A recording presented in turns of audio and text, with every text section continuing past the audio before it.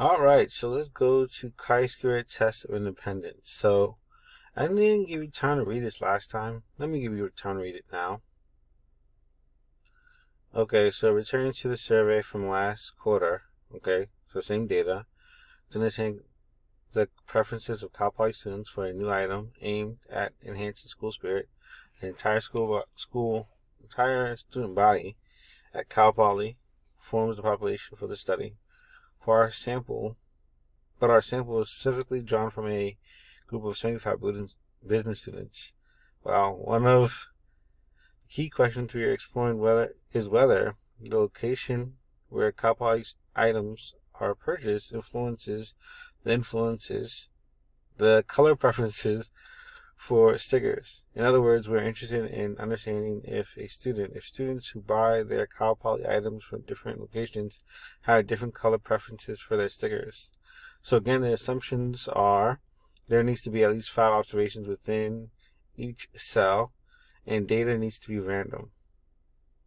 Okay? So SSVA. So go ahead and look through this SSVA. Let's see what we find. So here, I'll go ahead and show it to you. You don't have the red. This is a contingency table. This shows a relationship between two variables. So you have purchase location and color preference. So purchase location is a categorical variable. Sticker color preference is also categorical. And so what we want to do is visualize, at least summarize, the relationship between these two variables in terms of frequency. So what this means is that for 13, this represents the number of individuals that purchase their items from the bookstore but prefer the emerald color. Okay? Hopefully that 13 makes sense. So if you take a good look at this, you should notice that one of the assumptions is not met, in that there are no individuals that have a emerald color preference and the purchase location is other. Okay, 0. And also with the 2, the 1, the 2. What we'll do is note that and continue on with the process. Okay. Another thing to note is that it says that, so if you look all the way to your left, that's just the marginal distribution. The marginal distribution is just focusing on one of the variables. So this is the color preference, this total here on the far right, and on the bottom it's the purchase location. Okay, if you finally notice to the far right, bottom right, that's the total number of individuals. It said 74. However, we read 75, and the reason for that is because one of the students got deleted from the data set. That's what happens because they mistakenly put an empty spot, they didn't fill out the actual element for sticker color preference, so therefore we remove that actual data point. All right, so that's the summary statistics. Again, this is called a contingency table, which shows a relationship between the purchase location and color preference. Okay, how we visualize this goes back to the bar plot, but instead of just having one bar for each of the colors, now we have 3 bars for each of the location, 4 regarding each color. So this is just a repeat of what's happening in the contingency table. Okay. Okay.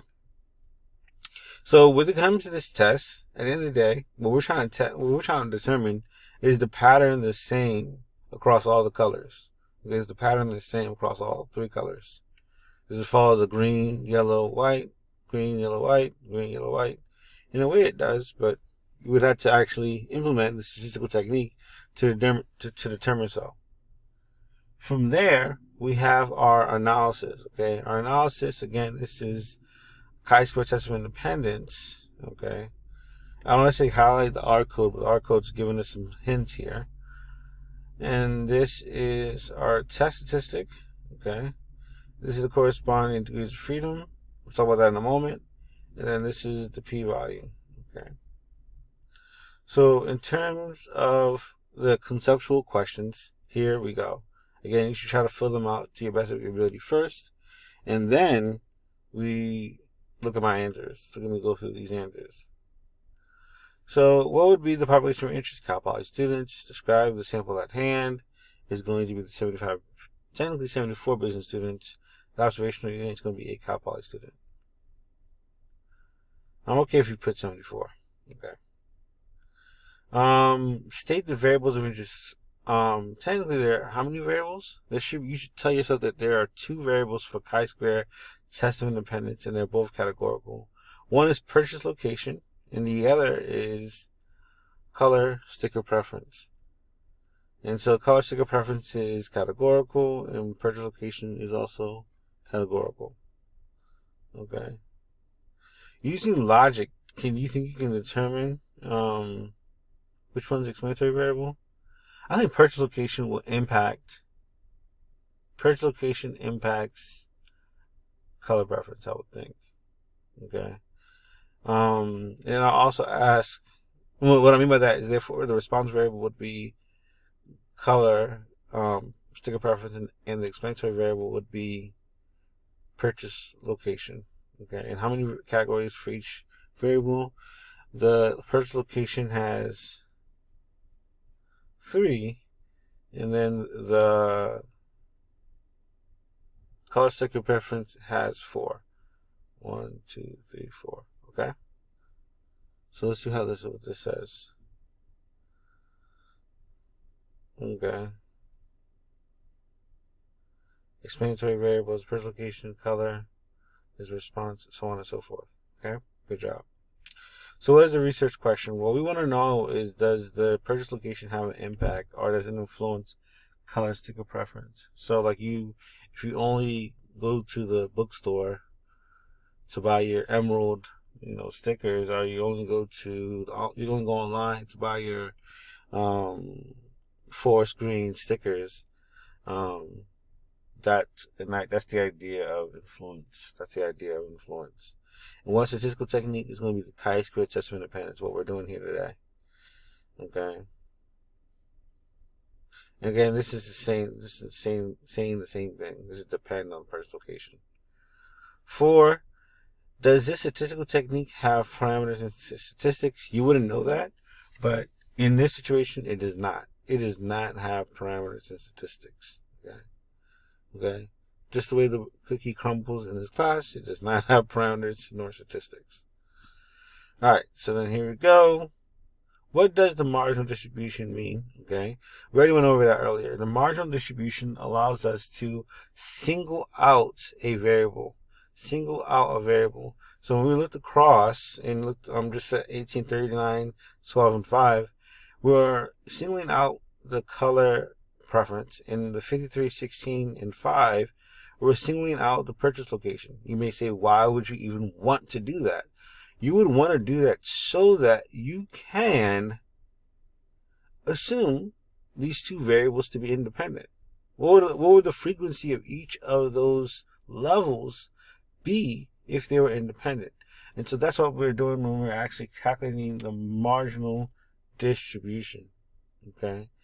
So then it says, calculate the marginal distribution for at least one of the variables. So technically I already showed you the answer. So you can go through the logic of that. The marginal distribution is used to find the expected value.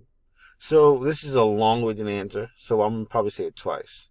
So the null hypothesis is saying for both chi-square test of independence and chi-square goodness of fit, that the null hypothesis is true. Okay, what you see is what you expect. That's what the null hypothesis is assuming to be true. So what we're doing is, our null hypothesis in the back of your mind for chi-square test of independence is that the variables are independent. They're independent. So that's why we're finding the marginal distribution. Okay, that's why we're finding the marginal distribution. So if we're going to assume that they're independent, we need to find the actual marginal distribution. So this is why I highlighted 13 earlier. So if I wanted to find out, so 13 is what I observed. And if I wanted to find out the number of individuals that I expect to be have color preference of Emerald and purchase location bookstore to be independent, I would multiply this 53 times this 18 divided by 74. That would tell me what I should expect the number of individuals that prefer Emerald and the bookstore location. Okay, purchase the bookstore location. Okay, so let's see what I provide here. So the marginal distribution is the process of obtaining one variable by itself. Calculate the distribution. Calculate the marginal distribution for at least one. We did that. The marginal distribution is used to find the expected value. Okay, so this is saying the same thing that I just said, but it's fine. State the null and alternative hypothesis using words only. You can only use words because there's no symbols, there's no statistics or parameters. We are interested in how far what we expect is from what we observe. So our expected values are null hypothesis, our observers from our sample. And so what we want to see is how far is our observed from our actual expected. Explain what the observed values are in the scenario. Okay. Now calculate the expected value for one component. So let's do that. So the purchase location is independent. The null hypothesis, they're independent from one another. The alternative is that they're dependent upon one another. You can say not associated or associated, but as long as you have context, that's important. How come I can't find? Okay, that's fine. Explain the observed value in the scenario. Okay, I'll do that now. Observed values. Observed values are what we find the frequency. Are the frequencies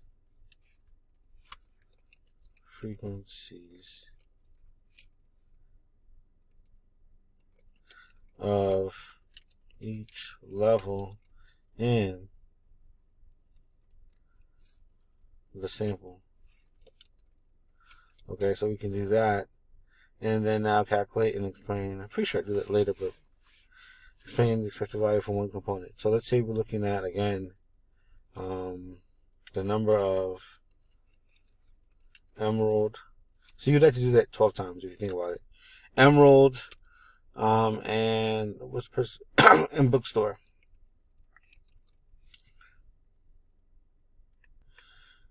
You would take again 53 and multiply by 18. So you take the number of bookstore times the number of Emerald divided by the sample size. So total of bookstore times total of Emerald divided by sample size, n, which gives us 53 times, I forgot already, 18 divided by 74. Okay, so you can find out the exact value on your own. It is 18, I believe it is 18. Yeah, it's 18. Okay, so then you technically, we won't always do that, okay, which is fine. But not all that, we won't. You should know how to do it, but you won't have to do that for all the 12 levels. What is the name of the distribution? It's chi-square distribution. Calculate the degrees of freedom. That's going to be the number of rows minus 1 times the number of columns minus 1, which is here. So it's 4 minus 1 times 3 minus 1 gives us 6. Okay. Okay, that's good. So let's go to 8. Confirm the process of how the test statistics should be calculated. Just for the first row. That's what I just did. That's for at least the expected. 53 times 18 divided by 74. Okay. And so that's what I did here. If you did that, I'm pretty sure you got 12.89. So 13 might. And so the process to find our expected value squared over expected values, to locate or at least identify the observed, calculate the expected, calculate the difference, square the difference, and then look at the squared difference divided by expected. So this is the same process that you would have done for the chi-square goodness of fit test. But here in this situation, you're calculating a different value. So that's that. Draw the vertical line that denotes a test statistic based on the R output test statistic. So here you go. So our test statistic is 15.615. Okay. And what that would tell us is that our test statistic should be right here. And then our p-value is the area underneath the curve from to the right. Alright. So this is telling me that we have a small amount of evidence. We have evidence to reject the null hypothesis, indicating that these variables are dependent upon one another, which is very interesting. I would not think so. So therefore, we could be committing what kind of error? Type 1 or type 2? A type 1 error. We could be committing a type 1 error. Alright, so I'm getting ahead of myself. You cannot use the negative 3.5, 3.5 rule here because the distribution is not symmetric. Okay? The distribution is not symmetric. It's unimodal, but it's not symmetric in that it's right-tailed, okay? So you must use the p-value. And we did have a p-value, and the p-value told us that we should reject it because the p-value is quite small. So here's our conclusion. The p-value is 0.0158, right? With a sample size of 74, we decided to reject the null hypothesis, which is that the sticker color preference is independent. So this is us just restating the null hypothesis. We're stating what we want to reject. Okay. Based on the p-value of 0.158, which is some evidence against the null hypothesis, we could be making a type 1 error. Alright, we're going to skip question 10 because I'm nice. I'm going to skip question 10. You're not going to be responsible for question. Well, you're not going to be responsible for homogeneity. Okay. Well, then technically you will be responsible for question 10. I'm not going to re-record that. You're going to still be, just not this last part. Okay. So when it comes to two independent I actually explain the difference between all of these different techniques. Two independent population proportions, chi-square goodness of fit test, and chi-square test of independence. Because they're all very similar to one another. Chi-square test of two independent population means just has two categorical binary variables. Okay? You only see the proportions are the same.